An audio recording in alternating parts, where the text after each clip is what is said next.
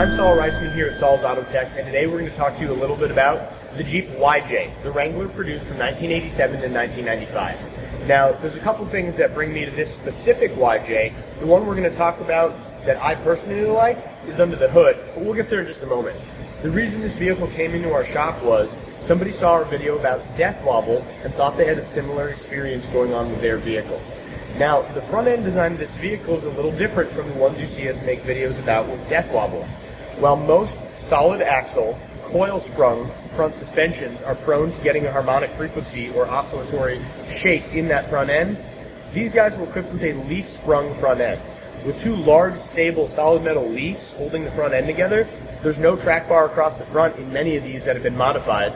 Several owners have simply removed theirs when they went bad and seem to have found no ill effects. Now, knock on wood, removing factory components and just leaving them off the vehicle is usually not a good plan. However, due to the stiffness and the stability of the front end, truly not a major concern with most of these Wranglers. Now, the owner's complaint is that the vehicle is wandering, it got a wobble to the front end, and we did replace a few steering components that we'll show you here underneath, but then we're going to show you a few things about what really makes this Wrangler special. If we come down to the ground, you can see the new components that we've installed. Going wheel to wheel, we've installed new tie rod ends across. We also replaced the tie rod end at the pitman arm, and we recommended resealing the steering gearbox that you can see leaking down here. Now, the owner has already gone ahead and replaced the leaf spring bushings with a red hard durometer polyurethane to try and stiffen this front end to prevent lateral motion. So he's in a pretty good spot. So from a steering standpoint, the vehicle should be good to go. We just had to connect a few tie rod ends to get him happy, and it's going to steer straight down the road. Now let's take a quick look under hood. Now, from the factory, this vehicle could have been equipped with several different engines. One thing that made Jeep so famous was their ability to essentially build a vehicle to fit in almost any country that it needed to be shipped to. That's why they were originally built for wartime use. In the case of this vehicle, one thing that many Jeep diehards will realize is, while it is a straight six under the hood, this vehicle is factory equipped with an American Motors Corporation 4.2 liter 258 cubic inch straight six engine.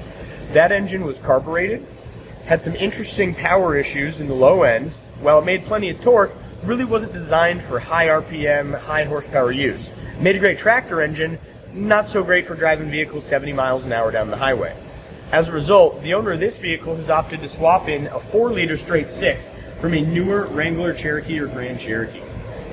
Some of you that know a little bit about the Jeeps will immediately recognize the different valve cover, the different intake manifold, and a few of the different external components. One thing that we're going to highlight for you, though, is some of the adaptations that were necessary to make this conversion work, because here at Saul's Autotek, we want you to get the best result every time with your vehicle. And if that means that we need to adapt or retrofit or fabricate a component for your older vehicle to fit modern horsepower into your older truck, we're going to do it so we can take care of you. If you've got an old Jeep or an old truck or an old SUV, maybe it's just the old Ford Mustang out back, and you want to make sure that it drives like a modern car today, and you really don't want to go buy a new $50,000 2020 vehicle, you don't have to. Autotek is happy to get yours retrofitted, updated, and converted so that you can keep it running, but have technology in it as if it was new. If we look straight down at the belt drive on this vehicle, one of the things that we'll see is that the belt drive componentry still has individual belts. We have one individual belt going out here that's running our AC compressor, and then a belt coming off of it running our alternator. On the other side of the belt drive, the power steering pump is being directly operated off a single belt, running off the water pump and the harmonic damper from the front of the engine. Now, this style of belt is called a V-belt, and literally has a V if you were to cut it and look at the cross-section of it. Most modern automotive belts are a serpentine-style belt, where you have a multiple rib, typically 6, straight flat belt that lays across. Now, while a serpentine-style belt offers more surface area contact, therefore allowing more friction to be transferred and more force to be put on the belt without slippage, this vehicle simply wasn't equipped with that from the factory.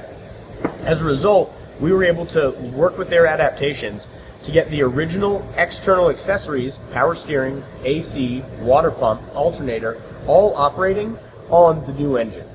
So if you've got concerns about yours, if you want to get yours updated, retrofitted, or maybe you just want to put some new higher horsepower into your old car, give us a shout here at Autotek. We want to make sure that you're going to get the best solution every time and that you can keep your car on the road no matter what year it is and no matter how long it's been. Come and see us. We're here for you 7 days a week.